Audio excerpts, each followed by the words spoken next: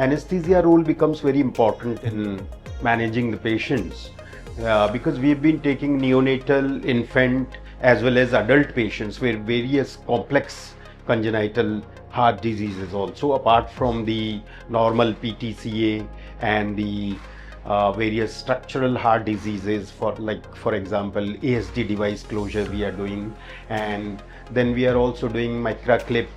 and the TAVR, that is Transcatheter Aortic Valve Replacement, wherein the assistance of anesthesia is very important, in the sense that we are providing transesophageal echocardiography, beat to beat hemodynamic monitoring, and then the ventilatory support. So we can manage all sorts of emergencies as well as planned cases. And the near future, the plan is to have a hybrid facility also, where we can take the complex cases in the